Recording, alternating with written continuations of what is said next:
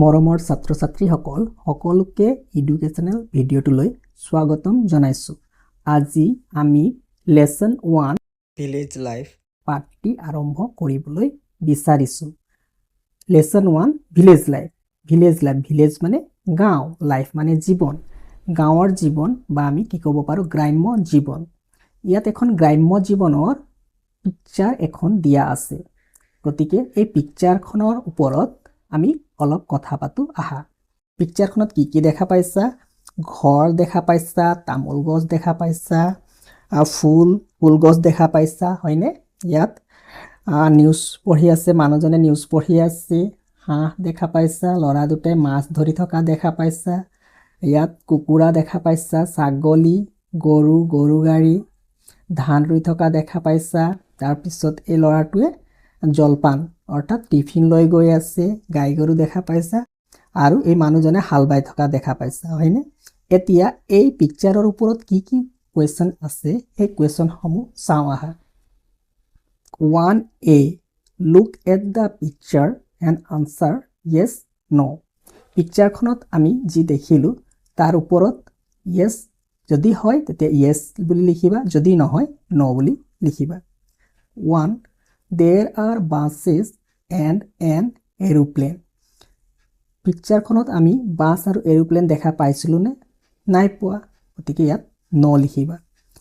N-O, no. Next question, the boy is carrying tiffin. ল'ৰাটোৱে tiffin কঢ়িয়াই লৈ গৈছিল, হয়নে? টিফিন কঢ়িয়াই লৈ গৈছিল, yes. পিকচাৰখনত আমি দেখা পাইছোঁ, গতিকে yes লিখিবা। Next question, there are rickshaws on the road. ৰাস্তাৰ ওপৰত আমি ৰিক্সা দেখা পাইছিলোঁ নে? নাই পোৱা, গতিকে এইটো no হ'ব। Next, the farmer is plowing the paddy field. ধাননি পথাৰখন হাল বাই আছিল খেতিয়কজনে, হয়? yes লিখিবা। Next question, there are 6 ducks near the pond.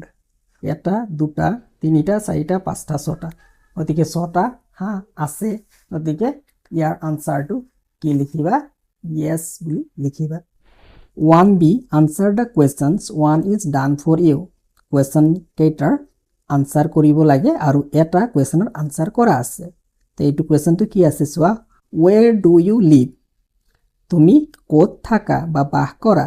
I live in a village town. যদি ভিলেজত থাকা ভিলেজত টিক চিন দি দিবা আৰু টাউনত থাকিলে টাউন।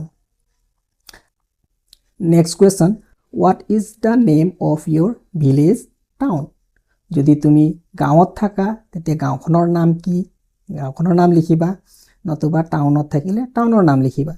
যদি ভিলেজত থাকিলে এনেধৰণে আনচাৰটো লিখিবা, the name of my village is লিখাৰ পিছত গাঁওখনৰ নাম লিখি দিবা। যদি টাউন হয় বাকীকেইটা একে থাকিব, ভিলেজৰ ঠাইত টাউন হ'ব। তাৰমানে তোমালোকে এনেকৈ লিখিবা, the name of my town is বুলি টাউনৰ নামটো লিখি দিবা।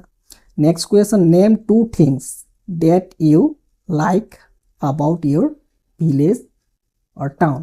যদি তুমি ভিলেজৰ হয় গাঁৱৰ হয় তেন্তে গাঁৱৰ এনেকুৱা দুটা ভাল লগা কি আছে, সেই গাঁওখনৰ ওপৰত ভাল লগা দুটা কি আছে সেই দুটা লিখিবা। যদি টাউন হয় টাউন ভাল লগাৰ দুটা কি আছে সেই দুটা লিখিবা। ধৰা এনেধৰণে লিখিব পাৰিবা। যদি গাঁও হয় তেনেহ'লে এই ধৰণে লিখিব পাৰিবা, I like the green fields. সেউজীয়া পথাৰ চাই ভাল লাগে গাঁৱৰ। আৰু লিখিব পাৰিবা এনেধৰণে, I like the fresh air. আৰু যদি তোমাৰ ঘৰ টাউনত হয় টাউন কিয় ভাল লাগে এনেধৰণে লিখিব পাৰিবা, I like the shops and market. I like the shops and market. দোকান আৰু বজাৰ ভাল লাগে এনেধৰণে লিখিব পাৰিবা। তাৰপিছত লিখিব পাৰিবা, I like the lights. Lights পোহৰ ভাল লাগে, লাইটৰ টাউনত যি লাইটৰ পোহৰ চাৰিওফালে সেইটো ভাল লাগে, এইটো লিখিব পাৰিবা।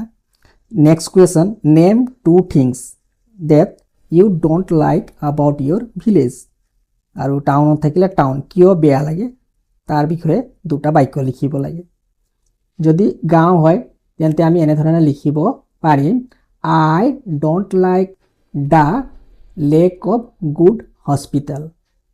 আমি গুড হস্পিটেল, লেক মানে অভাৱ, গুড হস্পিটেল ভাল চিকিৎসালয়ৰ অভাৱ, সেইকাৰণে গাওঁ ভাল নালাগে।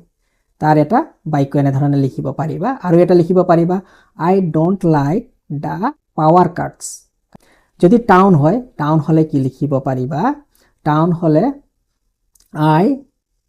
হ'লে এনেধৰণে লিখিব পাৰিবা I don't like the pollution.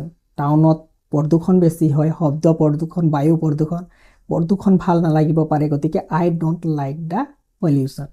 ছেকেণ্ডটো লিখিব পাৰিবা I don't like the noise. হুলস্থুল বেছি হয়, গতিকে এইটো লিখিব পাৰিবা যে I don't like the noise. Let's read boy, cow, duck, cart, tree, bird, girl, sky, village, farmer, house, banana. Cart মানে হৈছে বস্তু কঢ়িয়াই নিয়া সৰু বাহন, যেনে আমি ছবিখনত দেখা পাইছিলোঁ বস্তু কঢ়িয়াই নিয়া সৰু বাহন। আমি ইয়াক কি ক'ব পাৰোঁ? এই গৰুৱে টনাই গাড়ীখন কি ক'ব পাৰোঁ? কাৰ্ট। কাৰ্ট মানে বস্তু কঢ়িয়াই নিয়া সৰু গাড়ী।